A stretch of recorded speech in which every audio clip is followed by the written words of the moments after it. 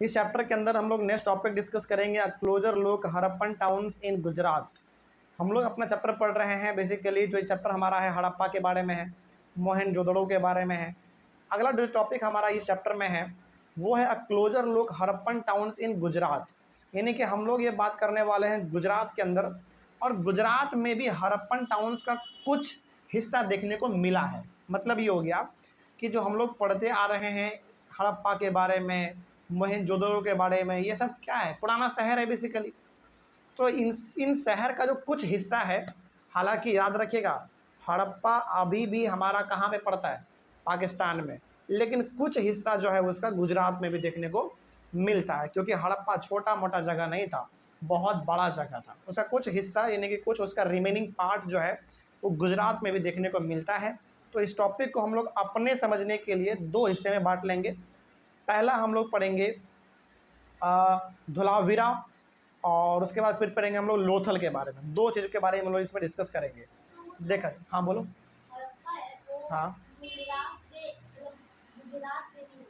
बिल्कुल, मतलब कि हड़प्पा का जो कुछ हिस्सा है वो गुजरात में भी है, हड़प्पा का कुछ हिस्सा राजस्थान में भी है, हड़प्पा का सबसे ज़्यादा हिस्सा पाकिस्तान में तो है ही अपना, है ना। तो कुछ हिस्सा हमारे गुजरात में भी है, तो उसी के बारे में पढ़ेंगे।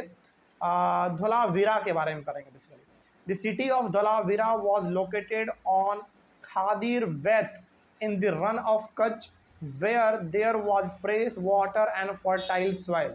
ये सब जो बेसिकली अभी आपने नाम सुना, खादीर, बेत, रन ऑफ कच्छ, ये सब हमारे गुजरात के जगह के बारे में बात हो रहा है। और ये सब जो जगह है ना, पूरी तरीके से यहाँ पे मतलब बहुत अच्छा ज़मीन है यहाँ का। इतना अच्छा ज़मीन है कि आप इसके ऊपर खेती करिए और आपका फसल ख़राब हो जाए, ऐसा हो ही नहीं सकता। मतलब कि बहुत अच्छा यहाँ पे फसल होता है, बहुत अच्छा फ्रेश वाटर भी देखने को मिलता है हम लोगों को। मतलब ये आज के समय में यदि आप जाएंगे गुजरात में, और गुजरात में भी यदि आप धोलावीरा चले जाएंगे, उस साइड में चले जाएंगे, तो वहाँ पे आपको बहुत अच्छा मिट्टी, बहुत अच्छा साफ पानी, ये सब पीने को देखने को मिल जाता है। Dholavira was divided into 3 parts. Dholavira को 3 हिस्सों में डिवाइड किया गया है, and each part was surrounded with massive stone walls with entrances through gateways। और ये पूरे के पूरे 3 पार्ट को जो घेरा गया है वो बहुत ही बड़े बड़े पत्थरों से घेरा गया है। मतलब कि पहले के ज़माने में जो दीवार बनते थे ना, वो ईंटों से नहीं बनते थे, पत्थर को जोड़ जोड़ कर बनाया जाता था। पत्थर को जोड़कर हो गया, मिट्टी को हो गया, है ना, ये सब का दीवार पहले बनता था। तो धोलावीरा जो है बेसिकली 3 पार्ट में डिवाइड किया गया है, और तीनों पार्ट को बड़े बड़े पत्थरों के टुकड़ों से घेर दिया गया है। और उसमें अंदर जाने और अंदर से बाहर आने का भी जो रास्ता है वो गेट के थ्रू है। ऐसे नहीं कि ऊपर से दीवार फांग के चले गए, ऐसा नहीं, गेट के थ्रू सब कुछ है। मतलब स्टोन वॉल को कट करके, ऐसा नहीं कि ऐसे जोड़ दिए, क्योंकि ऐसे आप यदि पत्थर को जोड़ देंगे तब तो वो कभी भी नीचे गिर सकता है। लेकिन वैसा नहीं था। पहले जैसे हम लोग ईंटे में क्या करते हैं, सीमेंट लगाते हैं, उसके बाद उसको हम लोग अच्छी तरीके से लेवल करते हैं, तब वो खड़ा होता है। उसी तरीके से पत्थर को क्या ऐसे कहीं से भी लेके आ गए और वहाँ पे रख देंगे, दीवार बन जाएगा, ऐसा नहीं। उसको काटा जाता था, तोड़ा जाता था, फिर उसको अच्छी तरीके से अरेंज किया जाता था, तब जाकर हमारा दीवार बनता था। अरे भाई, हमारे पास काटने का चीज़ नहीं था, लेकिन हमारे पास तोड़ने का हथौड़ा तो था, पत्थर का बड़े बड़े टुकड़ा तो था। क्या एक पत्थर दूसरे पत्थर को नहीं तोड़ता है? बिल्कुल तोड़ता है। जब आप दो पत्थर को आपस में टकराओगे तो ऑब्वियस सी बात है, दोनों टूट जाता है ना। इससे पहले हमारा चलता था। आगे, there was also a large open area in this settlement where public ceremonies could be held.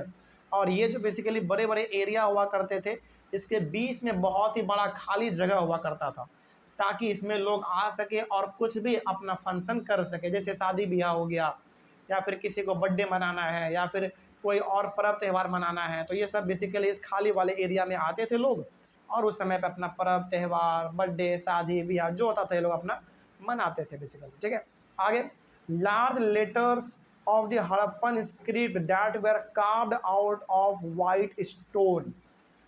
मतलब यहाँ पे ये है, अच्छा एक पॉइंट और है, generally Harappan writing has been found on small object such as seals.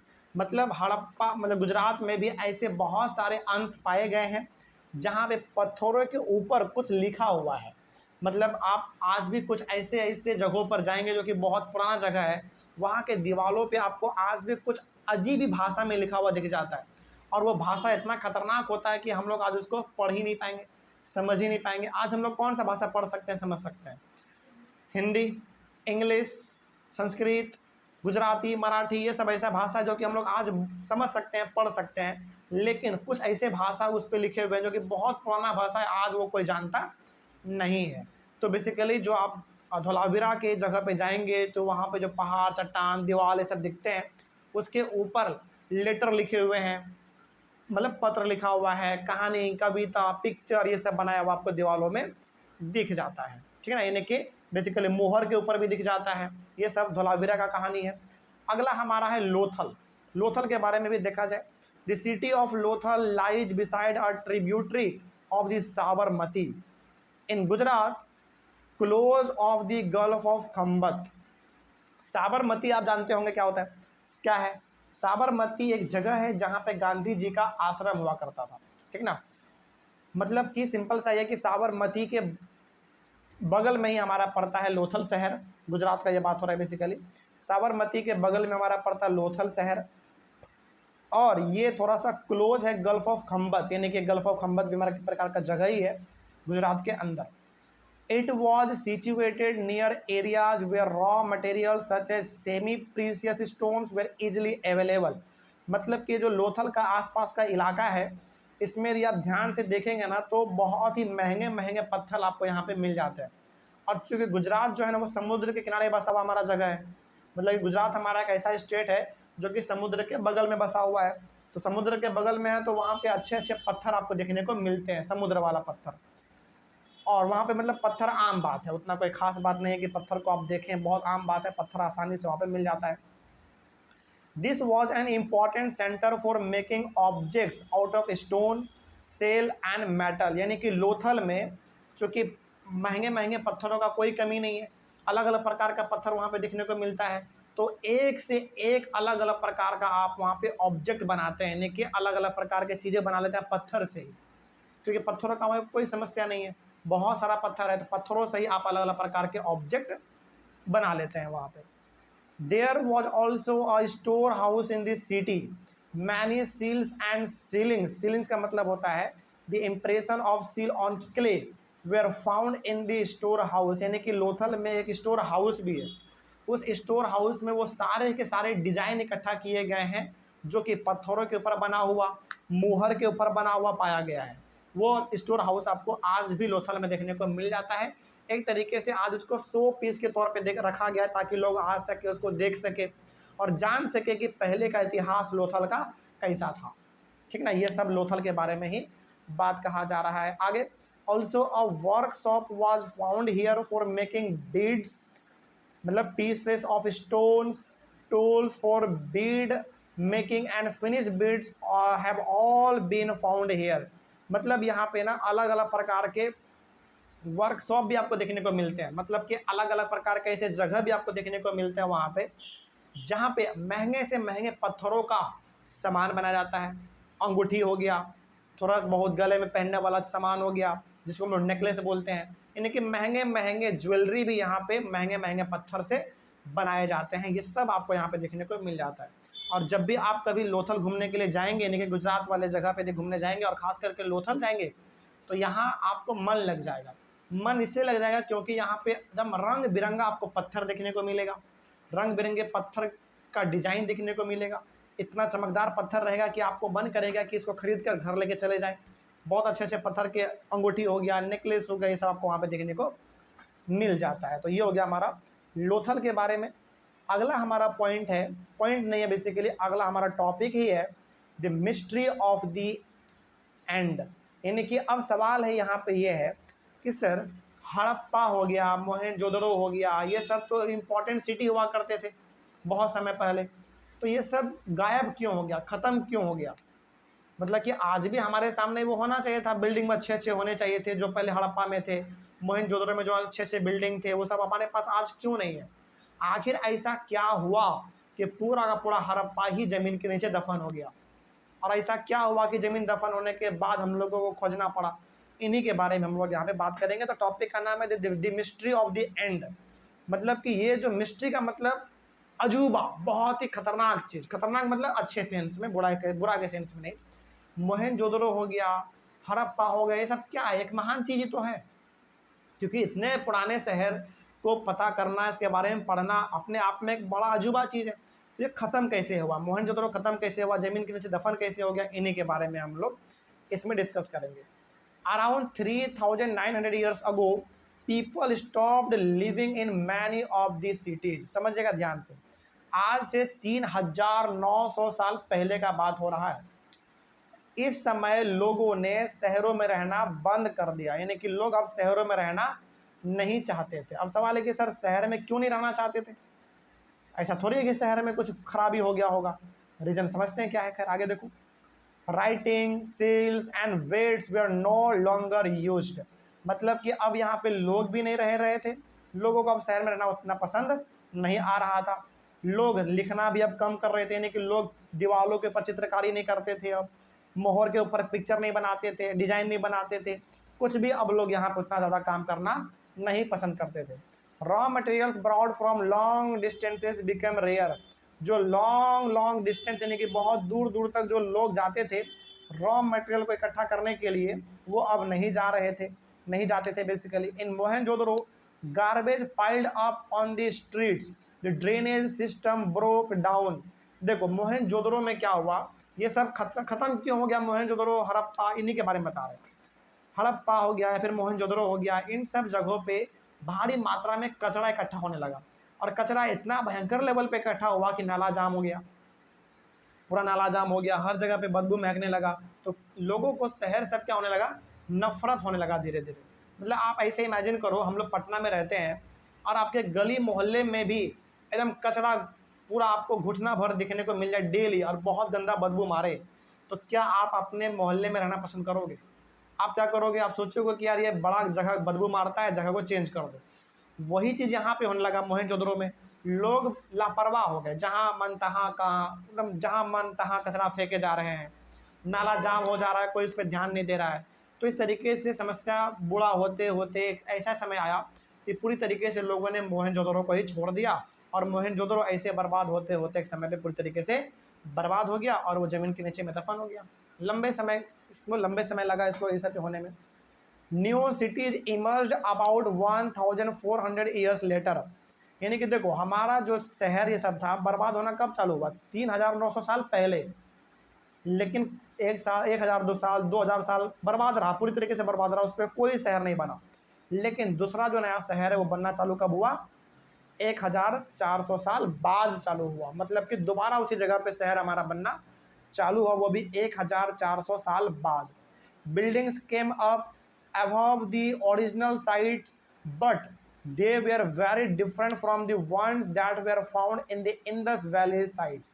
मतलब ये हो गया कि 3900 साल पहले तो हमारा पूरा मोहनजोदड़ो खराब हो गया, बर्बाद हो गया, तहस नहस हो गया। उसके 1400 साल के बाद उसके ऊपर नए नए लोग आना चालू किए, नए नए बिल्डिंग बनने चालू हुए, नए नए सिस्टम वहाँ पे लॉन्च हुए, और तब तक मोहनजोदड़ो पूरी तरीके से ज़मीन के नीचे बर्बाद हो चुका था। हवा, आंधी, तूफान, हर तरीके से बदबू, कचरा, नाला इस तरीके से इतना भयंकर फैला कि सब मोहनजोदड़ो हमारा बर्बाद हो गया। ठीक है ना। आगे तो इसके ऊपर बहुत अलग अलग प्रकार के बिल्डिंग बाद में बने हैं, और ये सब का सब जो बिल्डिंग है वो बिल्कुल डिफरेंट था इंडस वैली साइट्स से।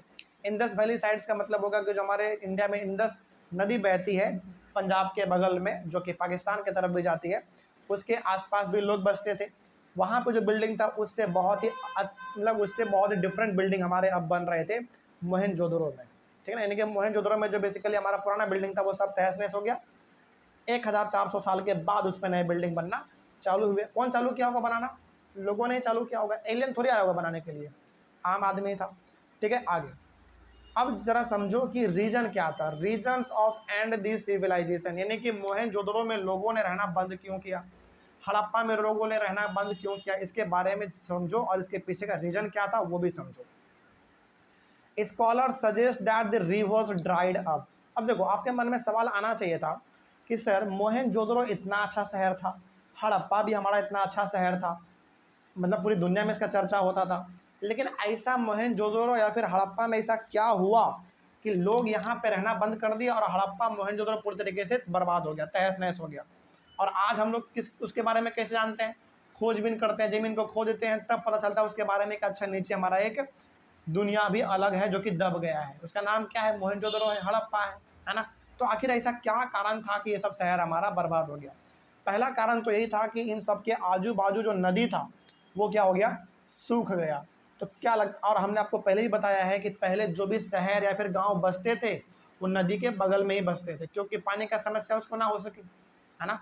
तो जब हड़प्पा या फिर मोहनजोदड़ो में नदी ही सूख गया होगा तो क्या लगता है आपको कि लोग वहाँ पे फिर भी रहते होंगे? और ऐसा मत बोलिएगा कि सर चापाकल करवा लेते, मोटर लगवा लेते। उस समय पे थोड़ी था चापाकल का सिस्टम, मोटर का सिस्टम, वो तो आज हमारे पास है ना। तो उस समय पे लोगों को पानी का साधन कहाँ से मिलता था? नदी से। और जब नदी सूख गया तो क्या लोग अभी भी उस शहर में रहना पसंद करेंगे? नहीं करेंगे। जैसे इमेजिन करो यदि हमारे ही पटना का पूरा पानी गायब हो जाए, हम लोग नल चला रहे हैं लेकिन नल में पानी नहीं आ रहा है, मोटर चला रहे हैं मोटर में पानी नहीं आ रहा है, तो क्या अभी भी आप पटना में रहना चाहोगे? बिल्कुल नहीं। क्योंकि देखो, चलो मान लेते हैं कि आपके घर में यदि पानी स्टोर किया हुआ है तो आप एक दिन उसको पी के रह लेंगे, लेकिन क्या महीनों भर आप बिना पानी के रह पाओगे? नहीं रह पाओगे। महीना भर क्या, सप्ताह भर बिना पानी के हम लोग नहीं रह पाएंगे। तो हम लोग क्या करेंगे? अपने जगह को चेंज कर देंगे।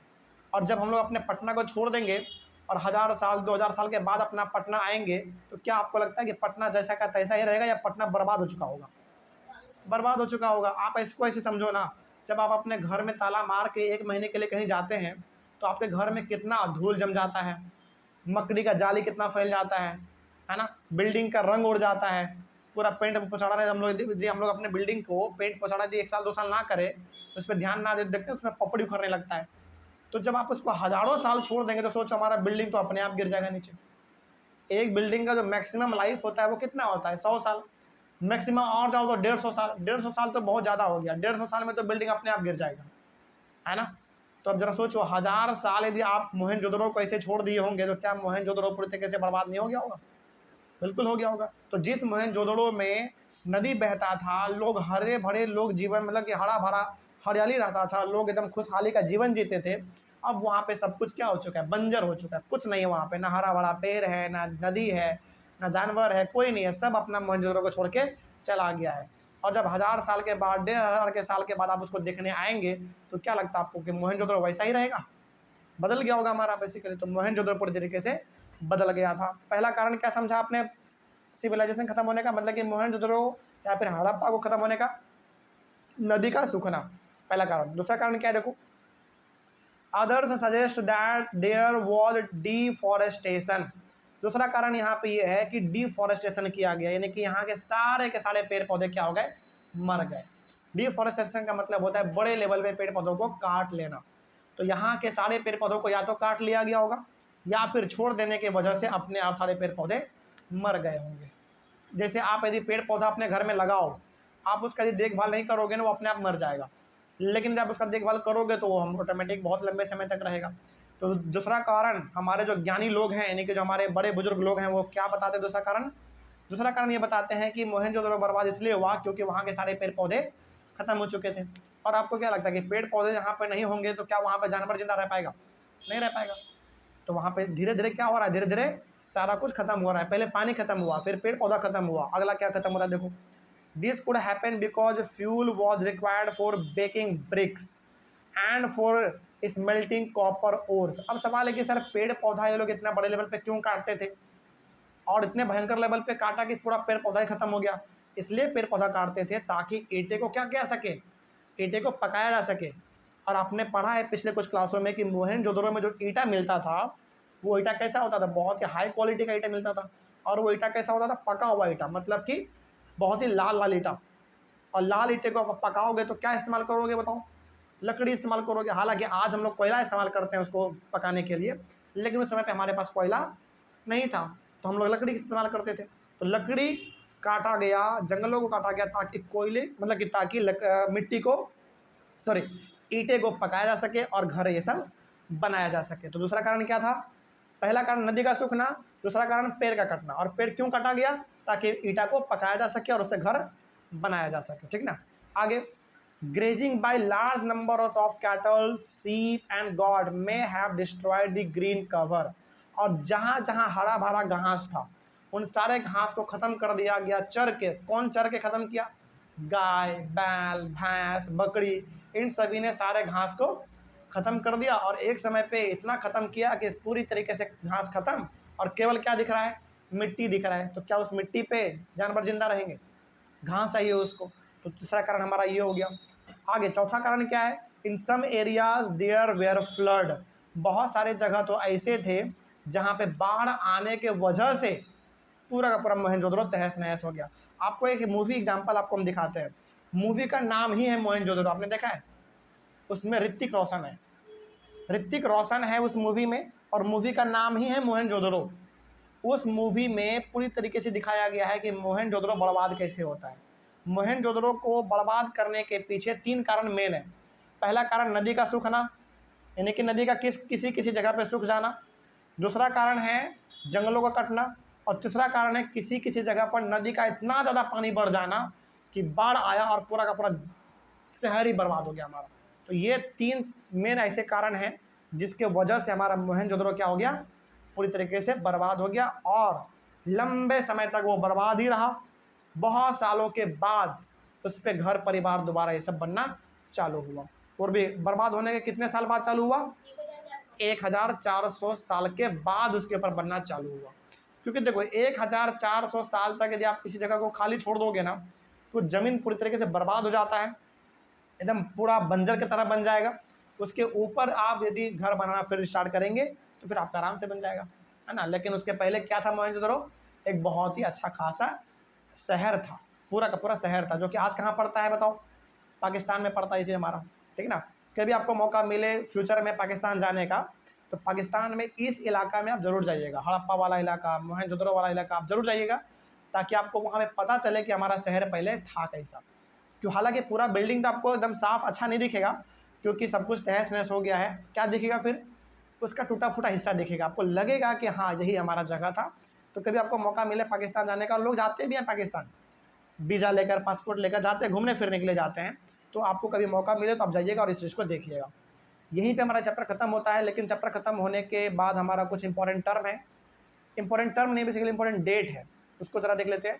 और इसमें वो वही सारा इंपॉर्टेंट डेट है जो कि आपने चैप्टर में पढ़ रखा है पहले ही, है ना। जैसे कॉटन कल्टीवेशन एट मेहरगढ़, यानी कि मेहरगढ़ में कॉटन का खेती कब किया गया? 7000 साल पहले किया गया स्टार्ट, ठीक है। पहला पॉइंट हमारा ये हुआ। बिगनिंग ऑफ सिटीज, यानी कि शहर का बनना चालू कब हुआ? 4700 साल, 4700 साल पहले हमारा शहर का बनना चालू हुआ था। और इसमें भी सबसे पहला शहर कौन? हड़प्पा, ठीक है ना। आगे beginning of the end of the cities, यानी कि ये सब जो शहर था ये सब बर्बाद कब चालू होना हुआ? 3900 साल पहले हमारा ये सब बर्बाद होना चालू हो गया, ठीक है। आगे the emergence of other cities, और फिर दोबारा सिटी हमारे सामने कब आया? 1400 साल के बाद तो बनना चालू हुआ ना, 1400 साल के बाद तो सिटी बनना चालू हुआ, लेकिन अलग सिटी हमारे पास दूसरा हमारे सामने कब आया? यानी कि दूसरा सिटी हमको कब पता चला कि अच्छा ये भी एक सिटी है? तो पता चला 2500 साल पहले। तो ये सब कुछ इंपॉर्टेंट डेट है जिसको आप याद रखिएगा। तो इस तरीके से हमारा चैप्टर और चैप्टर के साथ पूरा हमारा ये टॉपिक भी खत्म होता है। तो क्या इसमें कोई डाउट समझ में आ गया है ना? चलिए, तो ऑनलाइन वाले बच्चे कहीं पर आप लोगों को कोई डाउट रहे तो कमेंट कीजिएगा। हम लोग मिलेंगे अपने अगले क्लास में एक नए चैप्टर के साथ और अपने शुरुआत के साथ। तब तक के लिए thank you very much and have a nice day.